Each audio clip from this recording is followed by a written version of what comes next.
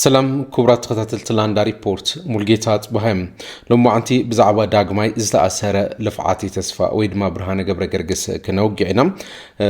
كم زفلت مالي بستعطقو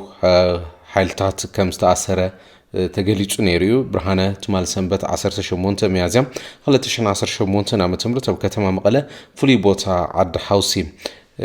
عبد كبابي هاولت مبرات ترافيك تباهلو بسفلت كم سأسر تحبير لهم برهانة بستأثر اللوكاوي دما بزوحات عطوقات من بارم يمجشاتنا قليزهم كمي تأثيرو حزي من تاخونة تاتن عبي كبابي كم زلون كمي تاتنا زرخبنا حبريتا إنا كنا قرب لكم كبرات تقتاتل تلاندا ريبورت بتوسخ دما لما أنتي بوغن حوحات زوات أمقلت لهم سالساوين تقراي دما أبز حزوان أب تقراي نبار بيت مخري أو كلتشن 10 عام تمرز استمرت بيت مخري يمله زبل وسانة أميتو استعملوا مجلس أوزيلو نايتو مدواتون مجلس كنا قرب لكم هنا حبيركم نتصنحوا لاندا ريبورت لايك شير سبسكرايب نقبردما سدرازي يوتيوب channel كتخونو نحاتت فلما بزعبه برهانك الموقعنا سالساويان التقراين حوحات زوج ومجلس كنريم هزباويان حرن التقراي نزف هرسة سمع بريتوريا تسفان قبركم هزب كم هزبي بصلاحتا متنا تخكل كم زي خونا جامجيمو وسانو علاو جيرو لكبليو ببيت صحفة حوحات زوج مجلسي سمنا من الأكتب زبل زملاقت بيت مخركم الله ستوصلوا سنة أميتو زوج ومجلس مالتيو هوحات نزحلفه وسانة بتوسخي لما هيومان رايتس ووتش زوت أبلالي أب معرب تجري يفتح أمزلو بدلات أميتو زوت مجلسي أبلال حزب تجري يفتح أمزلو جفعي أبايتا زلو وتجبرات جونوسايد كبقعو نابزو سانة زي أبسي حولو كبليو جليل زلو أتي بهيومان رايتس ووتش زوت مجلس لما تخكل مخانو بزملاقة ما يقدم عليهم أبستخايدو مدرخات دما دحري وسانة ما أكلاو كوميتي حوحات أميتو أبستخايدو مدرخات حزبي مأكلاي كوميتي وحاد زحلفو سنة مملاس زتون زفا إلو تصوعو بيت مغري منقس تقراي نتي حزب تقراي أنت ألالي وزلو حدقاز تردى سلطان حزبي نابعال وانو زملس حزب تقراي حلواتو نمرقات نزكايدو قال سدما وديبو زمرح نزك علسن مأكل كلو زقبر عقمتات مخته زت أخخب حدنت حزب تقراي زت أناخرن بحافش هدما مسل عرسو سنة محدرة حزب تقراين زغونا صف وسانه بمخانو بقلطف ناب تگبار كسغاغر بحر دمص يرغاغص الله كبلي مغلصي حوحات املاخ زلو ملآت دغاف ناي حزب دما يرآيلو كم زلو يغلي زلم نتي زتون زفز بلو بيت مخر منغست تگراي قلطفو ناب تگبار نكسغاغر حزبي زحابه حلافنت حدرا كنواص عينا زي دما كنرغاغص ندلك كبليو حوحات اب مغلصيو املاخ زلم حزب ناي حزباويان حرنت تگراي حوحات وسانه طميت دما سالساي ويان تگراي بيتخ مخري نملاس يغبر زلو صعري كم زقامو ايو زيو ندو كبل كم زغبايو صويع زلم بشم ملسا زيلا زبلو بيت مخري زغبر زلو عندرا بمبال بهصوص دو كبلي غبا كبلي سالساويان تگراي صويع زلم مواصو تگراي نقدميت اب زري حغاو مورالون بوليتيكاون قبولነት ابزلو አካባይ ኬዲዝ መስረት እንበር ዝሞተ ቤት ምኽሪ ከመለሲያ ብዝብል ዓድብ ዘፍርስ ህዝቢ ብዝብትን አካይዳ ናይ ህወሓት አይኮነን ክብሊ ሳልሳውያን ትግራይ ገሊጽ ዘሎም እዚ ተግባር በተደጋጋሚ ሳውት ገሊጽ ወመንባሪው ገሊጽ ዘሎም ህዝቢ ንብተና ዓዲ ንብርሰት ተወሰኸ ብሄር ትግራይ ድማ ንጥፋት زدارك ناي عبدان وسانن تكبارني كبليو بتر قليص وزلهم حز زلو كل مدى قلولاو زقصله بعينتون تحستون زتفليه صقم نعود ما زمطن انفت بمبارك فتح زغبو انبر بغبري حقن هلونا بزيبلو بيت مخرب مبال ناي مملاس منقسقاس بمسلات ايكونن يلو وزلو نستكبار زفصم زلو حيل دما نحزب تግራይ زلو نعقت زرعي يكبليو ገሊጹ زلو ሳልሳውያን ትግራይ ነቲ ናይ ሕወሓት ቅዋም ጠሚተው ዘውጾ መግለጽ ማለት እዩ እዚ ተግባር ድማ ናይ አሽሓት ዓመታት ናይ መንግስትነት ታሪኽን ልምድን ዘለው ህዝብ ትግራይ ካብ ዝፋን መንግስትነት አውሪዱ መገባርያ ዘይረዊ ሸውሃት ስልጣን ሰበህ ሕወሓት ዝገብር ታሪኽን ክብርን ተጋሩ ዝጻባእ ተወሳኺ ሓደጋታት ዝዕድም نورام تكباري بمبال تقايمولو ስለዝኾነ ድማ እዚ ዘይ ሞራላውን ዘይ ትግራዋይን ሓላፍነታው ዘይ ሓላፍነታውን ተግባር በቅልጡፍ ደው ክብል ይግባእ ኢሎም እዚ ሓይል እዚ ስልጣን ናይ መወዳእታ ሽቶ ገይሩ ዝቆጽር ይልወሎ መሕጽንታ ህዝቢ ሰጊሩ ድማ ተቃውሞ ሳልሳውያን ትግራይ ካልኦት ሓይልታት ትግራይን ጸማም እዝኒ ብምሃብ ብሽም መለሳ ህልውና ዘይብሉ ቤት ምኽሪ ዝገብሮ ዘሎ በይናዊ ዕንደራ ስዒቡ ዝፍጠር ዝኾነ ይኹን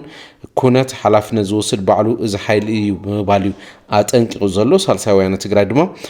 ኣብዚ ሕዚ እዋን ንትግራይ ዘድልያ ኩሉ ዘሳተፈ ብሓቋፋይ ብሄራዊ ዘተ ቢሉ ብዝመስረት ኣካባቢ ግዜያዊ መሰጋገር መንግስቲ ምዃን እዩ ከዘኻኽር ይደሊ ኢሉ ዘሎ ሳልሳይ ወያነ ትግራይ ኣብ መግለፂ እዩ። ክልቲኦም ውድባት ዘውፅዎ መግለፂ ድማ ነዚ ተኸታተልኩሞ እዩ ዝመስል ዘሎ። ሓዚ ናብ ናይ ብርሃነ ማእሰርቲ ጠሚቱ ክንሰግር ብርሃነ ገብረ ገርግስ ወይ ድማ ልፍዓተይ ተስፋ ብተወሳኺ ሰብ ዝሰኣነ ሰብ ዝብል ኣብ ማሕበራዊ መራኸቦ ዝፍለጥ ዳግማይ ብዝተዓጠቑ ትማሊ ከም ዝተኣሰረ ምንጭታትና ገሊጹ ትማሊ ሰንበት 18 ሚያዝያ 2018 ዓመተ ምህረት ኣብ ከተማ መቐለ ከባቢ ዓዲ ሓውሲ ፍሉይ ቦታ 22 መብራህቲ ትራፊክ ከም ዝተኣሰረ እዩ ሓቢሩ ዘሎ። ብርሃነ ኣብ ዝተኣሰረሉ ከባቢ ድማ ብዙሓት ዕጡቃት ምንባሮም ምንጭታትና ገሊፆም ቅድሚ ሕዚ ኣብ ከተማ ሽረ እንዳስላሴ ዓርቢ 8 ጥሪ 2018 ዓመተ ምህረት ብርሃነ ገብረ ገርግስ ወይ ድማ ልፍዓተይ ተስፋ ኣብ ማሕበራዊ መራኸቦ ብዝተፈላለዩ ሽማት ዝፍለጥ እዩ ተኣሲሩ ን3 ወርሒ ድሕሪ ምጽናሕ 8 ሚያዝያ 2018 ዓመተ ምህረት ተፈቲሑ እዩ ቅድሚ 11 መዓልታት ማለት እዩ። ማሕበራዊ መራኸቦታት ፖለቲካውን ሃይማኖታውን ኣተኣሳሲሩ ፈለማ ይጽሕፍ ነይሩ። ቀፂሉ ድማ ንሕወሓት ኣጥቢቑ ዝድግፍ እንተቃወምቲ ድማ ሽም ዘጠፍእን ዘጸልምን ሰብ ኮይኑ ኣብ ማሕበራዊ ሚድያ ዝፍለጥ ነይሩ። ልፍዓተይ ድሕሪ ምእሳሩ ኣብ ዝሓለፈ እዋናት ብሓልታት ጸጥታ ምዕራብ ግንባር ተዓፊኑ ኣብ ዘይፍለጥ ገዛ ተኣሲሩ ከም ዝርከብ ቤት ፍርዲ ቀሪቡ ከም ዘይፈልጥ ኣብ ውሽጢ እቲ ዝርከበሉ ቤት ማእሰርቲ ድማ ብሽም ምርመራ ከቢድ ኣካላዊ መጥቃዕቲ በፂሕዎ ዝብል ዜና ወፂኡ ነይሩ ቅድሚ ክልተ ወርሒ ኣቢሉ ማለት እዩ። ናይ ልፍዓተይ ተስፋ ጉድኣት ይበፅሖ ከም ዘሎን ኣብ ሆስፒታል ድማ ድሕርቲ ከቢድ መጥቃዕቲ ሆስፒታል ኣትዩ ዝብል ጸብጻብ ወፂኡ ነይሩ ኮይኑ ግና ድሕሪ ማእሰርቱ ተፈቲሑ ንዝተወሰነ ደቂቕ ተራኺብና ምሳይ ክነዋግዕ ኺልና ነርና ኢና። እቲ ብርሃነ ተኣሲሩ እናሃለወ መውቃዕቲ በፂሕዎ ናብ ሆስፒታል ተወሲዱ ዝብል ሓበሬታ ሓቅነት ዘይብሉ ምዃኑን ከም ዘይተወቃዕዩ ነጊሩ ነይሩ። ኣብ ትሽዕ እዋን ከውጋዕን ከሎ ስጋኣት ከም ዘለዎ ዳግማይ ከይእሰር ስጋኣት ከም ዘለዎ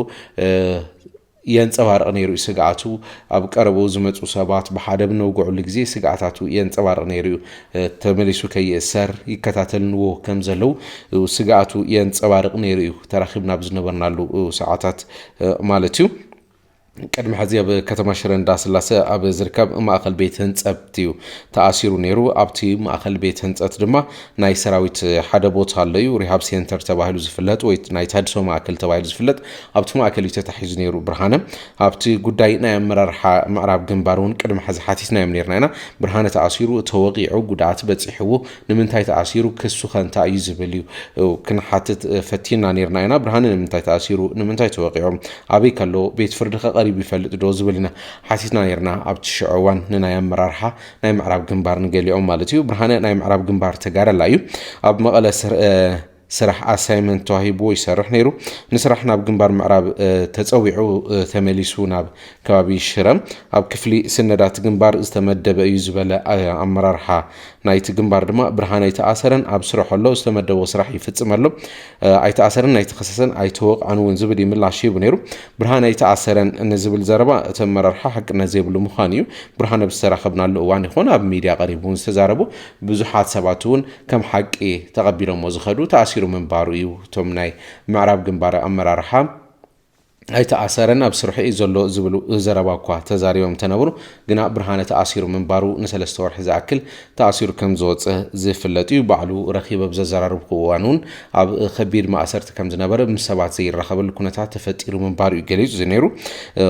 أميديا قريبو استزارب الأوانون نشومون تمع التزاكل تأثيرو أب زنبر الأوان فلما مالتيو أبتناي سلستور ما أثرتو على شومون تتري مستأثرة أبتي إنها حدثمون زنبر خناتات زخوان يكون سب بأكل قريبو كي زاربو كي وقعو نبينو تأثيرو من بارو يجلسهم دحري شومون تمع التجنا ناي ديسيبلين كوميتي استبحالو ناي معرب جنبار متيم كم زرارب وي تم أبالات كوميتي ديسيبلين أبز زرارب لوان نحو حد كقالة ساية يلخا نمنتاي تبل ناي ወናኒ ደደቢት ሚዲያ ዝኾነ ሃይለ ረፋይነ ድማ ንምንታይ ምስኡ ትመላለስ ንምንታይ ናብ ኤርትራ ትኸይድ አብይ አሕመድ ካብ 14 ሕዳር ጀሚሩ ደብዳብ ድሮን ከካይዱ ኢልኻ ነይርኻ ኢኻ እዚ ህዝቢ ዘርአ ድዩ ዝብሉ ሕቶታት ቀሪቦምሉ ምንባሮም ልፍዓት ሚዲያ ቀሪቡ ተዛሪቡ ምቅላስ መሰሉ ምዃኑ ናብ ጽምዶ ዝኣተወሉ ምኽንያት ድማ ብግልጽ ምላሽ ከም ዝሃበ ብትሽዕዋኒ ተዛሪቡ ድሓር ዝቀረበሉ ክስ ዝርዝር ግና ዝተፈለየ መንባሪ ካብቲ በአካል ዝተዛረብዎ እዩ ገሊጹ ገረብ ግባ ናብ ዝተባሃለ ዩቲዩብ ቻናል ቀሪቡ ድሕሪ ማእሰርቱ ኢንተርቪው ዝሃቦ ነይሩ አቡ እንታይ ኢሉ ከም ዝነበረ ዝተወሰነ ሰሚዕና ክንምለስ ሓደ ድሮን ደብዳብ ክግበር ኢልካ ዝወሪዕትካ እዩ ካልኣይ ጥርና ፈስዒትካ ኣብ ጽምዶው ተሳቲፍካ እዩ ሳልሳይ ብኸባቢነት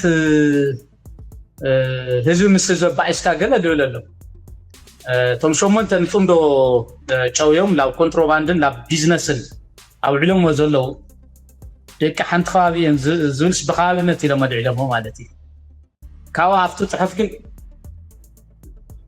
ህዝቢ ራያ ህዝቢ ገለ ኢልካ ኢሎም ኣቢሎሞ ብኻል ዝዛረብዎ ካሊእ ኣብቲ ጽሑፍ ዘሎ ከዓ ካሊእ ከምኡ ገይሮም ኣቢሎም ፈርም ኢሎም መወዳእታ ኣነ ትብልዎ ዘለኹም ስለዘይኣምነሉ ሕዳር 14 ጀሚር ድሮን ደብዳብ ክገብር አብይ አሕመድ ዘይኮንኩ ዝወልኩስ ኣብ ላይቭ ስለዘሎ አብይ አሕመድ ካብ ሕዳር 14 ክሳብ 21 ናይ ድሮን ደብዳብ ክገብር ምዃኑ ሓበሬታ በፂሕኒ ኣሎ እየዞልኩ ዝብል ላይቭ ቪድዮ ገለ ምናምን ክትርእዩ ትኽእሉ ኢኹም ናብ ጽምዶ ከመይ ከም ተኸድኩ እውን ሙሉእ ኤቪደንስ ይወዮም ኩሉ ጻርዮም ጭንቅ ኢልዎም ማለት ምስ ጨነቆም ኣብ መበል ሳልሳይ ጥርና ፈስዒትካ ልብል ጠቕላላ ማለት ተሰምጽዮ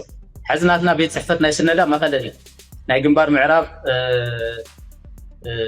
ናይ እዚ ኮማንድ እውን ኩሉ ናይ ስራሕ ቦታ እውን ኣብ ሽረ እዩ ስለዚ ኣብ መቐለ ቤት ጽሕፈት ናይ ስነዳ ኣላ ሃደናስ ድሓር ጥርና ፈስዒትካ ልብል ከመይ ገይሩ ኸውን ይኽእል ልብል ኩሉ ምኽንያት ተሲእነዮም ማለት እዩ ኣብ መወዳእታ ኣብ መበል 16 መዓልቲ ገለ እቲ ናይ ኢንዶክትሪኔሽን ሓላፊ ጸጋይ ግርማይ ዝበሃል ኮይን ወፂ ዘይተኣምን ዲኻ ተኣምንን ዓይነት ነገር ጸቕጢ ገይርለይ ማለት እዩ ጸቕጢ ምስ ገበረለይ ኣነ ዝኣምኖ ነገር የለን ድላይካ ክትገብር ትኽእል ኢኻ ገለ ካብኡ መዓት ጽሕፍለሎ ወረቐት ናይ መከላከያ ሰራዊት ናይ ገበነኛ መቕጽዒ ዘለዎም ስቁሎም ጥቕስታት ዓንቀጻት ገለ ድርድር ረቢሉ ሕዝቦ መፂ ኣብቲ ትፍርም እዩ ከምቲ ልየትካ ኢለ ካብኡ ተዓፊነ ኦልሬዲ ስለ ዘለኹ ፈሪመሉ ማለት እዩ ካብኡ ምስ ፈረም ኩሉ ሒዝዋ ኸይዲ እዚ ከቢድ ናይ 3 ወርሒ ናይ ወታደራዊ ዲሲፕሊን ቅፅዓት እዩ ዝብል ብያነ በይኖም ማለት እዩ ኩነታት ተሓዙ እንትገልጽ ድማ ብስነ ምግባር ወይ ድማ ብናይ ዲሲፕሊን ኮሚቴ ዝተተሓዘ ከም ዘይመስል ምስ ሰብ ዘይራኸበሉ ምስ ሰብ ዘይወግዐሉ በይኑ ዝእሰረሉ ምንባሩ ይገሊጹ ካብቶም ዓብይ ገመን ዝፈጸሙ ሰባት እውን ብዝርሓቐ መንገዲ ብጥቡቕ መንገዲ መሰሉ ዝግህስ መንገዲ ተኣሲሩ ምጽንሑ እዩ ብርሃነ ገሊጹ ኣብ ሚድያ ቀሪቡ ማለት እዩ ተጋዳላይ ኢልኮ ናይ ምንቅስቃስ መሰል ኣለዎ ስልክ ናይ ምድዋል ምስ ቤተሰብ ናይ ምርኻብ ምስ ብጾቱ ናይ ምርኻብ መሰል ኮሎ ምስ ብጾቱ ናይ ምርኻብ ማለት ብዲሲፕሊን ትናቴ ተሓዛ ግን ድዕሊ ናይ ነፍሲ ዝቀተለይ ምስ ማለት ኦሬዲ ምዕፋን እዩ ነይሩ ማለት ይካል ሓፂሩ ማለት ስለዚ ለጥፋእኽዎ ነገር የለን ኩሉ ስራሕ ናይ ሰራዊትና ስነዳ ዝኣክል ይሰርሕ ነይረ ብስሩ ዘጥልአካ ነገር ኣነ ልዙ ድየ ተጋሊለ ገለ ትብለላ ዓይነት ነገር ሕማቕ ውሳነታት ንክትውስን ዝገብር ነገር እዩ ነይሩ ብኻልቶም ናይ ዲሲፕሊን ኮሚቴ መጻረይቲ ብኻል ተዛረውንስ ድምታይ ሃይለ ደደቢት መልሲ ትምልሰሉ ሕወሓት እንታይ ክቃለስ ኣየትብል ንኣረጋይ ድምታይ ከምሲ ትብል ገለ ይረብሕ ማለት እዩ ድሓረፍቱ ጽሑፍ ዋላ ካሊእ ተጻሕፍዎ ማለት እዩ ብርሃነ ገብረ ገርግስ ቅድም ኢለ ከም ዝገለጽክዎ ትማሊ 18 ሚያዝያ 2018 ዓ.ም ኣብ ከተማ መቐለ ዓዲ ሓውሲ 22 መብራህቲ ትራፊክ ተባሂሉ ብዝፍለጥ ከባቢ ዳግማይ ተኣሲሩ ድሕሪ መፍትሑ ድሕሪ 10 መዓልቲ ማለት እዩ ዕለት 8 ሚያዝያ ተፈትሑ ዕለት 18 ሚያዝያ ድማ ዳግማይ ዝተኣሰረሉ ብርሃነ ዝተኣሰረሉ ከባቢ ድማ ብዙሓት ዕጡቃት ምንባሮም ምንጭታት ዝገለጹ ትማሊ ኣብ ሓደ ካፌ እናሃሎ ዕጡቃት ካብ ናይ ኣርሚ ምዃኖም ዝገልጹ ናብ መጽኦም ንብርሃነ ከም ዝደልይዎ ሓቲቶሞ ብርሃነ ግና ኣይፍልጠኩምን ምሳኹም ይኸድን ዝብል ምላሽ ከም ዝሃበ እዩ ብሕጊ ዝደልየን እንተልዩ ድማ ፖሊስ ይውሰደኒ ኢሉ ናብ ቤት ፍርዲ ድማ ዝቐርበሉ መንገዲ ይፈጸም ክብል እዩ ሓቲቱ ኣብቲ ኩነታት ንሱ ማለት እዩ ካብኡ ናይ ፖሊስ ክፍለ ከተማ ዓዲ ሓቂ መጽኡ ካብቲ ዝነበረሉ ካፌ ኣውፅኡ ፊት ነፊቱ ናብ ዝነበረ ናይ ስፖርት ባር እዩ ክወስዶ ኽኢሉ ኣብቲ ግዜ እቲ ፖሊስ ኣብ ነበረሉ እዋን ብርሃነ